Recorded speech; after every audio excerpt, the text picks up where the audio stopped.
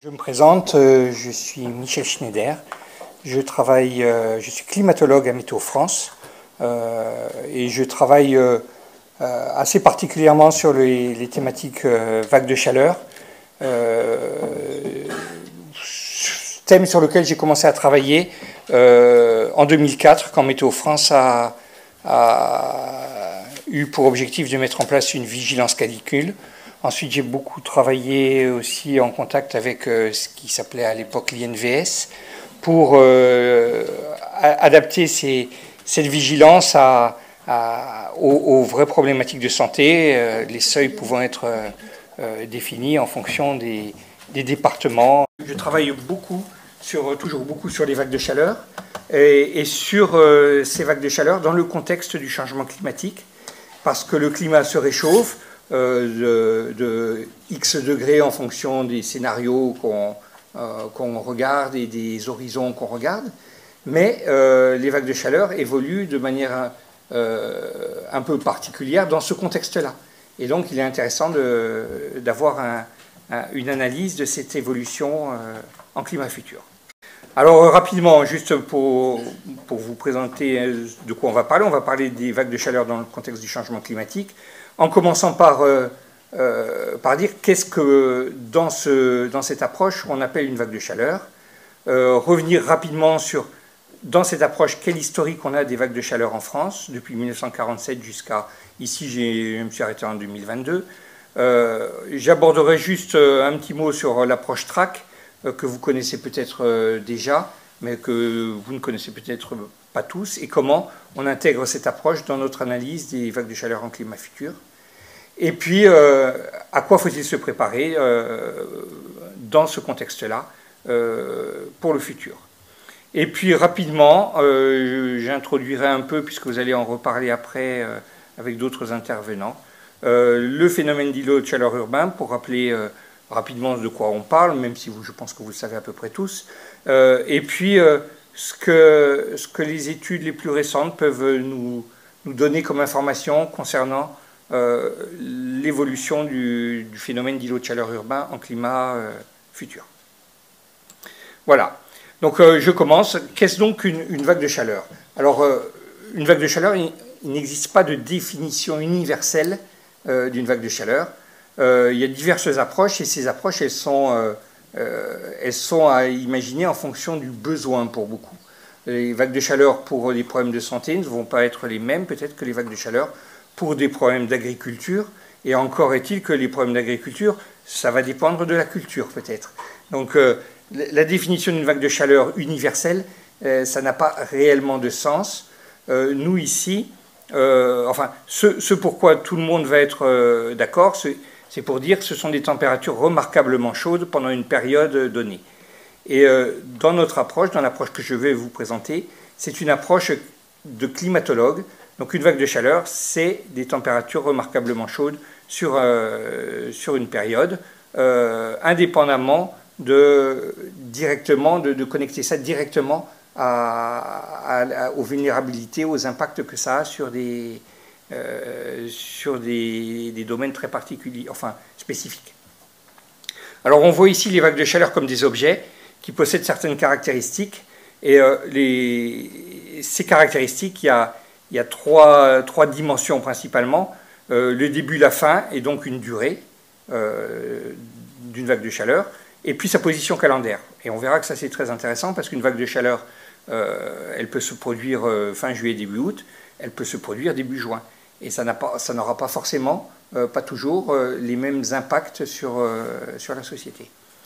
Et puis, on peut y voir une dimension qui est le degré atteint au plus fort de l'événement, le pire jour de cet épisode de chaleur. Comment a-t-il été? Quel a été ce pire jour? Quelle température atteint ce jour le pire? Parce que ça peut être aussi celui qui a le plus d'impact, pas forcément, mais qui peut avoir des impacts directs sur la santé et sur d'autres domaines d'activité. Et puis, une dimension qui nous paraît intéressante aussi, c'est ce qu'on a appelé la sévérité, c'est la quantité de chaleur ressentie pendant l'épisode. On a un début, on a une fin, entre ces deux dates, combien de chaleur la société a perçu, ou le département a perçu, la France a perçu, on peut se placer à différentes échelles spatiales, et ça nous donne ce qu'on appelait la sévérité. Alors vous avez sur le petit graphe que je vous ai montré en dessous, une rapide illustration. La durée, c'est la flèche en rouge que vous avez en bas, entre le début et la fin. L'intensité, c'est le jour le plus chaud, et la sévérité, c'est ce qui est entouré de jaune, c'est la quantité de chaleur au-dessus du seuil de début-fin. Alors vous l'avez bien sûr tous reconnu, le graphe que je vous présente ici, c'est la température moyenne de la France en 2003. C'est la canicule 2003 que vous avez... alors, quand je dis vous l'avez tous reconnu, je plaisante évidemment, hein, mais c'est la canicule 2003 que j'ai mis ici pour illustrer le phénomène dans un été 2003 qui a été très chaud, mais on voit que déjà il y avait eu des pics de chaleur. Quand on est par ici, on est en juin. Quand on est au milieu, on est en juillet ou au début juillet, oui, mais que le pire a été en août. Voilà. On utilise pour déterminer ces intensités, durée, sévérité, des seuils propres au climat de la zone qu'on analyse. Si on analyse la France, on utilise une température moyenne à l'échelle de la France, quotidienne.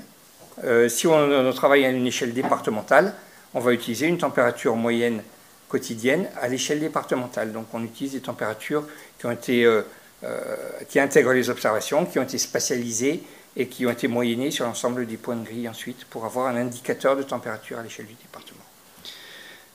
Voilà, donc je continue. Quand on met en œuvre cette méthode, alors on a eu un petit algorithme, je ne vais pas m'attarder dessus, je vous en parlerai si vous avez des questions là-dessus, mais on identifie toutes les vagues de chaleur sur la période historique. Ici, je vous ai présenté 1947 à 2022. On démarre en 1947 à l'échelle France parce que c'est la période pour laquelle on commence à avoir un indicateur thermique, une température moyenne France, qui est utilisable de manière à peu près homogène aux températures moyennes France qu'on peut avoir en 2022 ou 2023. Parce que ça aussi, si on a hétérogénéité dans les mesures, on n'a pas homogénéité dans le diagnostic.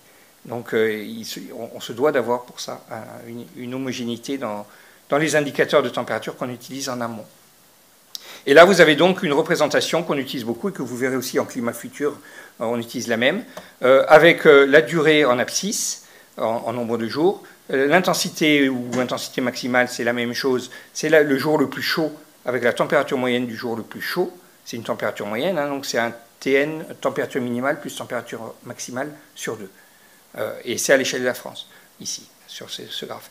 Et puis, la taille de la sphère que vous voyez là, c'est la sévérité. Plus la bulle est grande, comme vous l'avez ici, plus la sévérité est importante. Et on voit qu'ici, 2003 est la vague de chaleur la plus sévère, que de 83 n'a pas été été moins sévère, pas très intense, mais très longue. 2006 a été plus sévère que 1983, un peu moins longue, mais d'une sévérité pas si éloignée de 2003, mais quand même un peu moins, avec un pic de chaleur moins intense. Voilà, donc on a de cette manière un historique des vagues de chaleur. Petit point intéressant, à partir de ce recensement des épisodes, on constate que sur les 38 premières années, 47-84, on a une dizaine d'épisodes identifiés.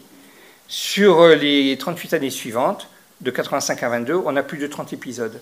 Donc on a une multiplication par 3 du nombre d'épisodes en vague de chaleur entre la première demi-période et la deuxième demi-période, qui est déjà un témoignage de l'évolution du climat. Alors cette méthode, on peut l'appliquer à différentes régions, à différents départements. Ici, je vous le montre sur la région Occitanie et Bretagne, de la même manière. Et ce qui est intéressant, c'est de voir, par exemple, qu'en 2019, alors je ne vais pas les passer tous en revue, mais ce qui est intéressant, c'est de voir 97, par exemple, sur la région Bretagne. Il y a une vague de chaleur en 97, pas très élevée en température, mais qui a duré très longtemps, et qui figure là et qui ne figure pas sur la région Occitanie. On ne l'identifie pas parce que les conditions météorologiques, climatiques, ne sont pas forcément tout à fait les mêmes partout en France. Quand on dit une vague de chaleur en France, elle peut avoir lieu sur le sud, sur le nord-ouest, et c'est le cas par exemple de la vague de chaleur de 76 que vous avez ici en Bretagne. C'est la deuxième vague de chaleur la plus sévère la troisième la plus longue, sur la Bretagne. Elle ne figure même pas, ou juste en toute petite vague de chaleur, en Occitanie. Ce qui témoigne bien des différences qu'on peut avoir d'une région à l'autre, et même d'un département à l'autre. Voilà. Alors, on va parler un peu vague de chaleur en climat changeant. Alors, nous, on est passé sous l'approche TRAC, qui est donc l'approche TRAC, vous en avez sans doute entendu parler. C'est la trajectoire de réchauffement de référence pour l'adaptation au changement climatique. C'est mis en place par le ministère de la Transition écologique et de la cohésion des territoires. Et l'objectif, c'est de dire que la France doit être en mesure de s'adapter à un réchauffement par rapport à l'ère pré-industrielle, de plus 2 d'ici 2030, plus 2,7 d'ici 2050 et plus 4 d'ici la fin du siècle. Attention, ça ne veut pas dire qu'en 2030, le réchauffement sera de plus 2, qu'il sera de plus 2,7 en 2050 ou plus 4 à la fin du siècle. Ça veut dire que la France doit être en mesure de s'adapter à de tels réchauffements, à de telles échéances. La réalité, elle n'est pas très éloignée de ces ordres de grandeur, mais elle peut être modulée par les démarches d'atténuation qui vont être engagées, mais à l'échelle globale, hein, pas seulement... la France est actrice là-dedans, mais l'atténuation, c'est un problème de la planète entière. Alors, pour voir le climat futur à partir des simulations climatiques, on utilise 17 simulations climatiques, 17 modèles, parce que tous les modèles ne disent pas tout à fait la même chose, ça se rapproche beaucoup, mais ils ne disent pas tout à fait la même chose. Et donc, pour avoir des messages robustes, on se doit d'avoir une approche multimodèle, quand c'est possible, pour mieux comprendre et pour avoir plus confiance dans les diagnostics qu'on peut tirer pour le climat futur. Alors, pour chaque modèle, ce qu'on fait, c'est qu'on identifie les vagues de chaleur sur la période 76-2100, donc c'est toute une période de plus de 125 ans, et puis on regarde comment évoluent ces vagues de chaleur sur toute cette période. Et puis on regarde plus particulièrement sur les périodes TRAC, les horizons TRAC, donc autour de 2030, 2050 et 2030-2050 et fin du siècle. Et puis on essaie d'avoir une approche multimodèle de manière à pouvoir avoir des messages robustes. Alors pour illustrer quand même ce que nous dit une simulation climatique, donc sur laquelle on applique la méthode d'identification des vagues de chaleur, vous avez en gris la période de référence 76-2005. C'est le climat passé. Alors ce n'est pas du climat observé, c'est du climat simulé par un modèle ici, mais ce modèle qui a été quand même recalé en fonction des observations. Donc il n'est pas complètement déconnecté de l'observation. Donc vous avez en gris les vagues de chaleur simulées par ce modèle sur la période de référence 76-2005.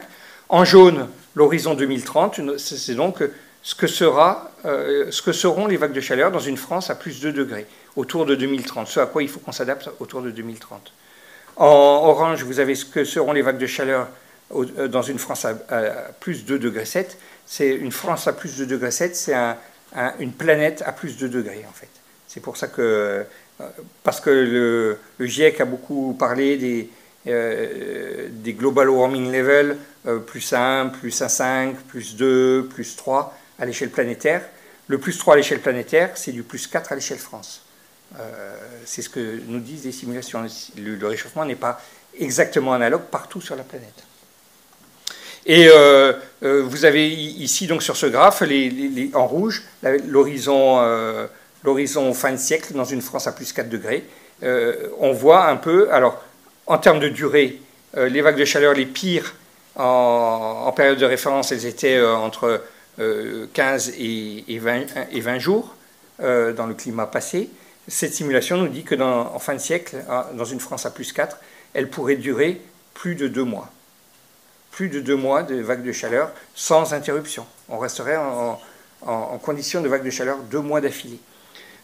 D'ici la fin du siècle, d'ici le milieu de siècle, dans une France à plus 2, on serait autour de 1 mois. Les pires vagues de chaleur pourraient durer près d'1 mois. Donc on peut regarder aussi l'intensité, ça c'est la température maximale, c'est un peu moins intéressant parce que c'est c'est quand même plus proche du réchauffement moyen qu'on voit à ces horizons sur la France, mais comme c'est des événements extrêmes, on peut avoir quand même un peu plus, hein, 1 degré de plus parfois. Et puis ce qui est intéressant, c'est la sévérité. Les événements les pires, et je vais juste me limiter à la fin du siècle, les événements les pires pourraient être 10 fois plus sévères que les événements les pires de la période 76-2005. 10 fois plus sévères. Donc on multiplie par 10 la quantité de chaleur perçue pendant l'épisode. Alors c'est lié à deux aspects. C'est le réchauffement lui-même, les températures montent, donc la quantité de chaleur est plus importante, et la durée des épisodes qui s'allonge aussi. Donc quand on cumule les deux, quand on fait des sommes de degrés-jours en quelque sorte, on cumule la chaleur perçue pendant l'épisode, on multiplie par 10 la sévérité. Une carte qui permet d'avoir une approche régionale, qui permet de voir comment se multiplie le nombre de jours par an en vagues de chaleur à l'horizon 2030, dans une France à plus 2. Donc on est à plus 2, plus 3 sur le nord de la France, à plus 3, à plus 4 sur la moitié sud. Ici, sur l'horizon, une France à plus de 7 vers 2050, plus 4 à plus 5, enfin 4 à 5 fois plus de jours en vague de chaleur par an sur le nord de la France, 5 à 7 fois plus sur la moitié sud, et notamment sur les régions méditerranéennes. Et en fin de siècle, dans une France à plus 4, 8 à 9 fois plus de jours en vague de chaleur sur la moitié nord, 9 à 12 fois plus sur la moitié sud. Donc chaque année, on pourra avoir dans le sud, en région méditerranéenne, plus de 10 fois plus de jours en vague de chaleur que ce qu'on avait dans la période de 76-2005. L'approche multimodèle, les probabilités calendaires de vagues de chaleur. Quand on a identifié des vagues de chaleur, on peut voir à quel moment de l'année elles se produisent. En gris, en bas, vous avez les vagues de chaleur sur la période de référence, 76-2005. Elles se produisaient à partir de mi-juin, les plus précoces, jusqu'à fin août, voire tout petit peu début septembre. En climat futur, en jaune-orange, vous avez la France à plus de 7 au milieu de siècle. On voit que les probabilités quotidiennes sont multipliées par 4 au cœur de l'été. On aurait 4 fois plus de chances d'être en vague de chaleur un 1er août qu'on ne l'avait par le passé. Et puis, ce qu'on avait en fait comme probabilité par le passé un 1er août, on va le retrouver un début septembre ou fin juin dans le milieu de siècle. Donc, des probabilités. Ce graphe, il se lit dans les deux directions, à la verticale et à l'horizontale, et il voit comment s'étale le spectre des vagues de chaleur. Et puis en violet, vous avez le climat futur à la fin du siècle, à plus 4 degrés. Les probabilités quotidiennes sont multipliées par 7 au cœur de l'été. Donc on avait une chance sur 10 d'être en vague de chaleur début août, c'est-à-dire une année sur 10, on était en vague de chaleur. On sera 7 années sur 10 en vague de chaleur un 1er août. Ça parle. Et puis, c'est ce qu'on avait les chances pareilles du 1er août, ça arrive fin septembre et jusqu'à début juin. On aura les mêmes probabilités d'être en vague de chaleur début juin qu'on l'était au cœur de l'été par le passé. J'en viens au phénomène d'îlot de chaleur urbain, mais très vite, parce que c'est juste pour rappeler ce que c'est, mais vous le savez sans doute à peu près tous. À la campagne, la végétation utilise l'eau et l'énergie solaire pour sa photosynthèse. Grâce à l'énergie solaire, elle transpire et l'eau puisée dans le sol s'évapore vers l'atmosphère. Ils vont aussi utiliser l'énergie solaire pour évaporer l'eau qu'ils contiennent, les sols. Et donc, c'est le phénomène d'évapotranspiration. Et c'est grâce à ce phénomène que les sols n'accumulent pas l'énergie solaire, mais la consomment d'une certaine manière. Alors que dans la ville, au contraire, l'énergie solaire, elle est emmagasinée par tous les matériaux, bâtiments, surfaces imperméables, qui s'échauffent et stockent. Et puis arrive la nuit, à la campagne, l'évapotranspiration s'arrête, la température diminue. Par contre, en ville, les surfaces imperméables restituent toute l'énergie accumulée et réchauffent ou diminuent fortement, ou limitent fortement le refroidissement qu'on peut avoir à la campagne, qu'on n'a pas à la ville du même coup. L'air au-dessus de la ville se refroidit donc moins qu'à la campagne, c'est le phénomène d'ICU. Il peut atteindre jusqu'à 10 degrés. Il a été évalué qu'on pouvait atteindre 10 degrés. Alors il dépend voilà, il dépend de la situation météorologique, il dépend aussi de la ville elle-même, comment est faite la ville, comment est configurée la ville, le type de matériaux, de bâtiments, de la géographie de la ville aussi, la morphologie de la ville, les propriétés radiatives et thermiques des matériaux, et puis les surfaces végétalisées, est-ce qu'il y en a dans la ville ou pas. Voilà. Donc tout ça impacte le phénomène d'îlots de chaleur urbain. Et le changement climatique, on a une hausse des extrêmes chauds de température. Donc la chaleur en ville, on va avoir des extrêmes plus chauds. Donc si le climat se réchauffe ou si les extrêmes gagnent 5 degrés, et ben, la ville va gagner aussi quelque chose qui va peut-être à peu près autour, 5-6 degrés au cœur de la ville. Par contre, on aura donc une ville souvent très chaude. Sur la périphérie urbaine, on va avoir un assèchement des sols lié au réchauffement climatique. Pas lié à la ville elle-même, mais lié au réchauffement climatique. Qui fait que cet assèchement va limiter l'évapotranspiration et va faire augmenter mécaniquement, du même coup, les températures en périphérie de la ville, qui vont augmenter peut-être un peu plus qu'au cœur de la ville. À ville qui est égale, à périphérie égale, ce qui ne sera forcément pas le cas. Mais si c'était le cas, la température monterait peut-être un peu plus autour de la ville que dans la ville, du fait de l'assèchement des sols. Et ce qui fait que finalement, l'îlot de chaleur urbain, vu comme une différence ville-périphérie de la ville, va peut-être avoir une petite tendance à baisser, mais c'est uniquement par mode de calcul, parce que la température en ville, elle va continuer à augmenter, elle augmentera peut-être un tout petit peu moins qu'en périphérie urbaine. À ville égale tout le temps, parce qu'il y a aussi les aspects de l'évolution de la ville elle-même. Voici, je crois que j'en ai fini à peu près. J'en ai fini. Merci.